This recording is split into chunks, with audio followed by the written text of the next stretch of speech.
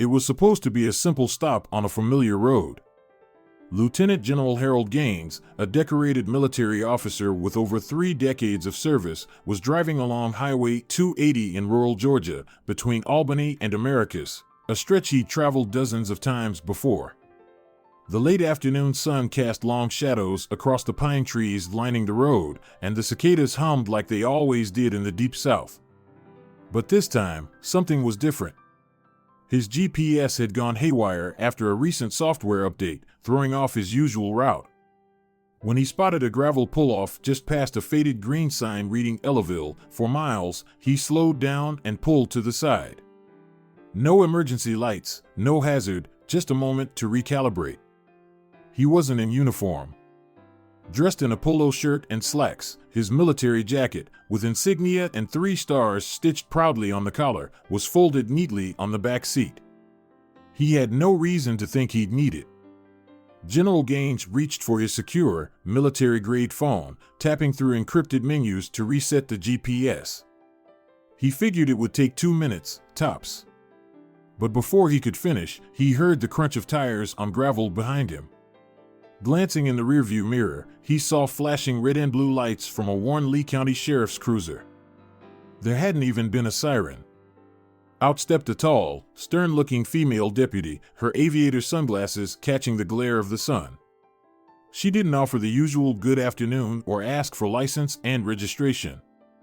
Instead, she tapped sharply on the window and barked, "What are you doing out here?"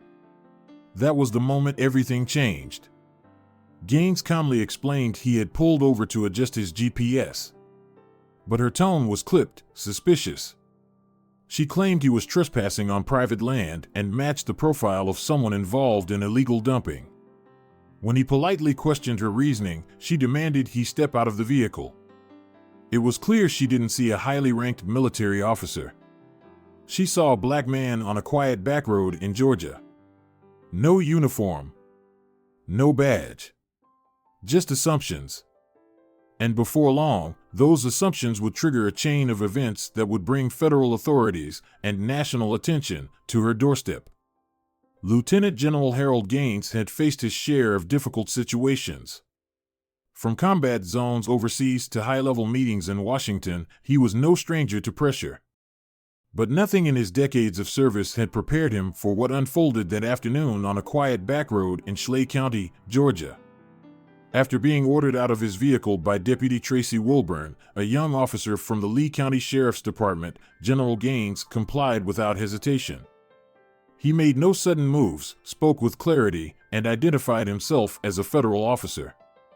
He even politely asked to retrieve his Department of Defense-issued identification from the vehicle. But Wilburn wasn't listening. "You're on private property," she snapped. "And you fit the profile." Gaines didn't argue. He knew how quickly things could escalate when ego and fear collided. With both hands visible, he explained again, he was not armed, he was not resisting, and his identification was in his briefcase inside the car. Wilburn ignored him. She ordered him to place his hands on the trunk, then forcibly turned him, spread his legs, and frisked him. The general didn't resist. His voice stayed low and measured. "Ma'am, with all due respect, you're making a mistake." She didn't care. Her radio crackled with static as she muttered coded terms like suspicious male and possibly armed. When he calmly mentioned that he was a 3-star general, she scoffed. "You expect me to believe that?" Despite holding his ID in her hand, she never checked it closely. Instead, she yanked his wallet from his pocket, skimmed through the contents, then froze when she spotted his Pentagon security clearance card. Level 4 clearance. Federal. Active. "You could have just said that," she muttered, but her voice had lost its earlier bravado. The balance of power had begun to shift. Still, she wasn't ready to back down. Grasping at straws, she insisted that he couldn't park there, though he'd only pulled off the highway to check his GPS. When he calmly requested to call a supervisor, she refused. Instead, she tightened her grip and slapped on a pair of handcuffs. "You're resisting," she said coldly. The metal bit into his wrists. Gaines said nothing, but others had begun to take notice. A pickup truck had stopped nearby. A woman held up her phone to film. Her teenage son had already been recording. Across the road, another couple pulled over, unsure of what they were witnessing but certain something felt wrong. Deputy Wilburn didn't realize that her actions were being documented, every word, every movement. Inside the cruiser, General Gaines sat upright, his posture disciplined, his expression composed. He wasn't angry. He wasn't panicked. He had seen worse. But he knew the power of restraint. And he knew when to make one call that would change everything. And soon, the Department of Defense would be on the line. As the late afternoon sun filtered through the Georgia pines, the roadside where General Harold Gaines was detained no longer looked like a routine traffic stop. It had become a stage, and the community, whether they meant to or not, had taken their seats. The first onlookers were a local family passing by in a dusty Ford pickup. The mother, curious, cracked her window. Her teenage son, Miles, quietly lifted his phone and began filming. He didn't know who the man being frisked was, but something didn't feel right. The man wasn't yelling. He wasn't resisting. Yet the deputy, tight-lipped, hand near her holstered weapon, was acting like she'd caught a dangerous fugitive. Even at 16, Miles could tell this wasn't standard procedure. Soon, more drivers pulled over. A retired schoolteacher. A trucker from America's hauling farm equipment. An older black couple heading home from church choir practice. None of them were loud. No one interfered. They just watched, filmed, and whispered to each other, strangers united by unease. For many of them, what they saw that day stirred memories. Some recalled images from decades past, black and white footage of peaceful protesters being pushed to the ground, or headlines about men of color being treated as threats, regardless of their status or demeanor. It wasn't just about this one moment. It was about a pattern, one some had hoped was behind them. Miles' father leaned against the doorframe of the truck and shook his head slowly. "That ain't right," he murmured, not to anyone in particular, but loud enough to be heard by the deputy. She snapped back at him, "Mind your business." And that's when he said it, words that would echo through the retelling of this moment across the internet, "It is my business now." From that moment on, the dynamic shifted. More phones came out. A woman from the gas station up the road stood silently by the edge of the grass, recording. A local pastor driving home from a hospital visit pulled over, set his phone to video, and began documenting too. No one yelled. No one intervened. They simply bore witness. When General Gaines calmly requested to contact the Department of Defense, the gravity of the situation started to sink in for some. The cuffed man wasn't just another driver. He was a decorated three-star general with decades of service, someone who had defended this country on foreign soil, only to be humiliated on its own. And people were watching. The videos, first uploaded to small social media pages, spread fast. A teenager's quiet recording became a viral moment within hours. Before long, national networks were calling it a reckoning caught on camera.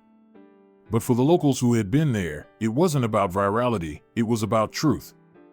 It was about seeing injustice unfold in real time and choosing not to look away.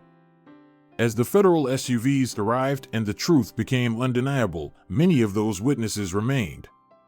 They didn't cheer. They didn't jeer.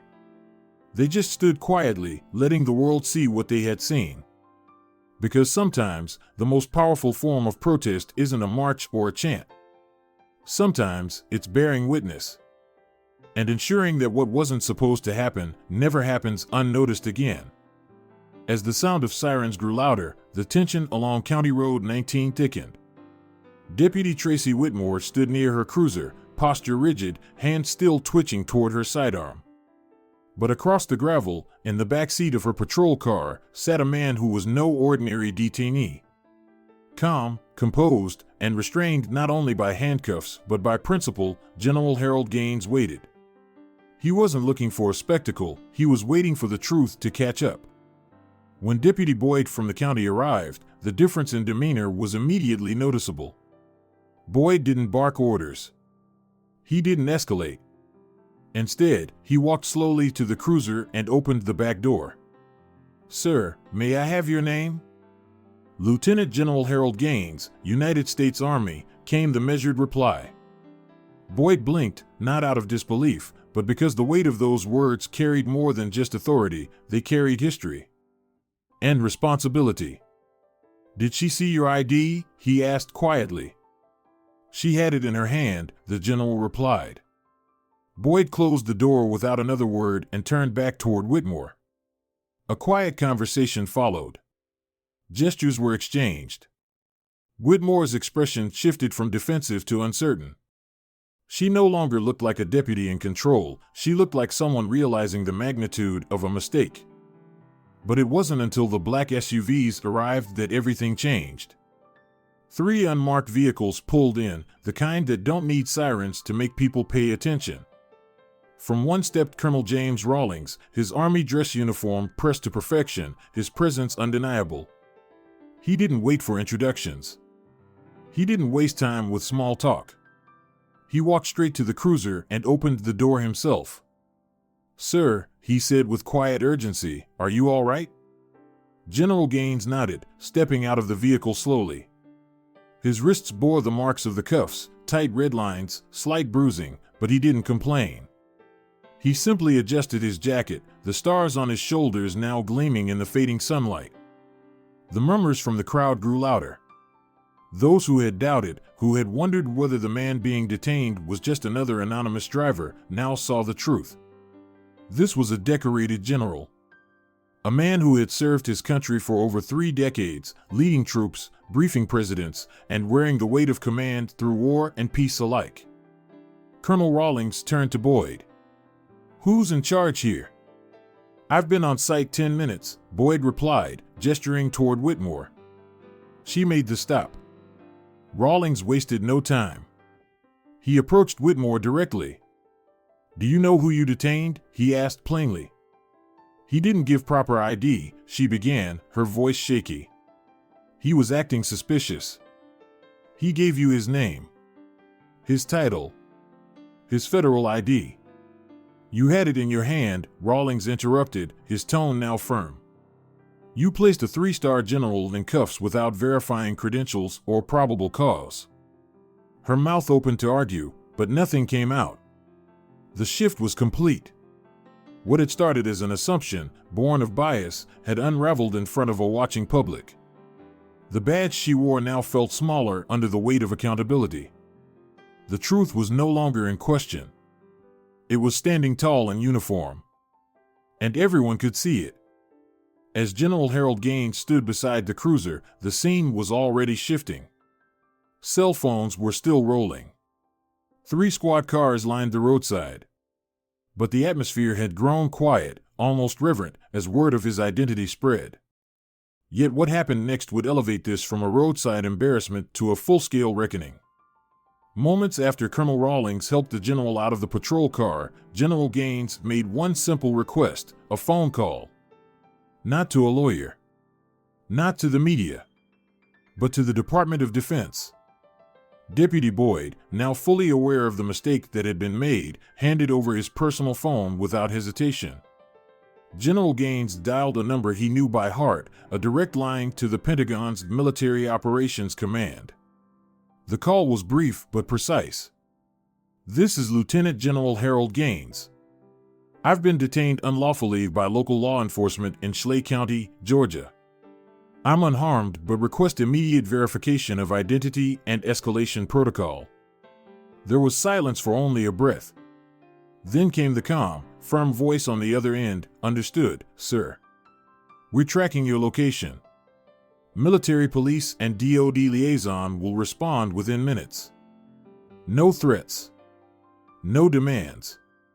Just the kind of clarity that comes when the weight of an institution moves behind a single phone call." Within 10 minutes, 3 additional black SUVs pulled up. These weren't just Army brass, they were federal liaisons, dispatched from Fort Benning and coordinated through the Pentagon. Among them was Major Linda Hartley, a legal affairs officer with the U.S. Army Judge Advocate General's Corps, and a civilian representative from the Department of Homeland Security. This wasn't just a visit. It was an official response. The Pentagon hadn't sent a press team. They hadn't called the sheriff ahead of time. They let the scene speak for itself, one of their highest-ranking officers handcuffed beside a dusty patrol car while stunned bystanders filmed in disbelief. Major Hartley reviewed the video evidence on a nearby teenager's phone, her expression unreadable. The footage showed everything: the lack of probable cause, the refusal to check ID, the escalating language from Deputy Whitmore. The final image of General Gaines calmly stating his name and rank while being forced against the car was damning. A conference was held roadside. No podiums, no microphones, just quiet voices and serious faces. Colonel Rawlings briefed the Pentagon team, while General Gaines stood nearby, his hand still bearing the marks from the cuffs. The decision was swift. The Department of Defense filed an official complaint that same afternoon through the Department of Justice. Not just against Deputy Whitmore, but against the procedural failures of the sheriff's office that had allowed this kind of misconduct to go unchecked. What had started as a wrongful traffic stop now triggered a federal inquiry. And the Pentagon wasn't just backing General Gaines, they were holding the entire chain of command accountable. For many of the older bystanders who had lived through decades of American history, civil rights marches, Vietnam, Watergate, this moment carried a familiar tone. Not outrage, but reckoning. Not chaos, but order reclaiming its ground. Because this time, justice didn't come in the form of protest. It came in the form of a phone call answered at the Pentagon. And that changed everything. By sunrise the next morning, the story had already made national headlines. A retired three-star general handcuffed on the side of a rural Georgia highway. Wrongfully detained. Profiled. Filmed. And then rescued by the Pentagon itself. The footage, captured by a local teenager named Miles Reardon, had racked up over 1 million views in less than 12 hours. News anchors called it a shocking overreach of authority. Editorials ran with headlines like "Respect in uniform shouldn't depend on skin color." For the citizens of Schley County, it was a wake-up call. People who'd known Deputy Tracy Whitmore for years were now seeing a side of her they hadn't before, or perhaps had ignored. Complaints that had once been brushed aside now resurfaced with fresh weight. 3 prior grievances came to light, including 2 involving African American drivers and 1 involving a single mother who claimed Whitmore had followed her home and cited her for attitude. The sheriff's office, now under intense scrutiny, issued a carefully worded statement. "We are conducting a thorough internal investigation." But the damage was already done. Within a week, Sheriff Earl Nix placed Deputy Whitmore on unpaid administrative leave. 3 days later, following the conclusion of a federal review, she was officially terminated for excessive use of force, failure to follow proper protocol, and conduct unbecoming of law enforcement. It wasn't just about one officer. The entire department faced renewed pressure to update its policies. Sheriff Nix, a man in his 60s who had once resisted calls for reform, publicly committed to bringing in third-party consultants. Implicit bias training was rolled out for all deputies. For the first time in county history, a civilian advisory board was formed to review citizen complaints. Meanwhile, General Gaines declined all media requests. No press tour. No angry rebuttals. He returned quietly to Fort Benning and resumed his duties. But when he did speak, during a private veterans gathering, his words carried weight. "What matters now," he said, "is not vengeance. It's whether this moment leads to something better for the next man in uniform or the next young man who isn't." His calm under pressure, his refusal to lash out, became a model for dignity in the face of injustice. Because while the headlines would fade, the example he set would not. And for many who watched it unfold, including older Americans who'd seen their share of injustice, this wasn't just another viral clip. It was a turning point. In the days following General Gaines' wrongful detainment, the ripple effects extended far beyond a single roadside in rural Georgia.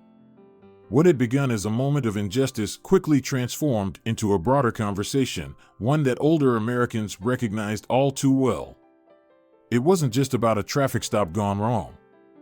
It was about history, dignity, and what kind of country we want to leave for the next generation. In Schley County, protest signs began appearing outside the sheriff's office. Not in massive crowds, but in steady numbers. Retired veterans in ball caps stood shoulder to shoulder with young teachers and local clergy. Some held up photographs of General Gaines in uniform, receiving medals, leading troops, visiting schools. These weren't agitators or outsiders. They were neighbors, taxpayers, and lifelong residents who felt the line had been crossed. Churches hosted town hall discussions.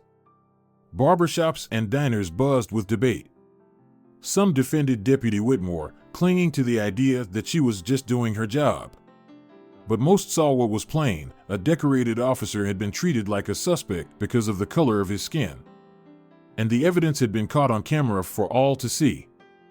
The Reardon family, the ones who filmed the footage, were invited to speak at a local civics club. 17-year-old Miles, whose quiet instinct to hit record had sparked a national outcry, told the group, "I didn't know who he was.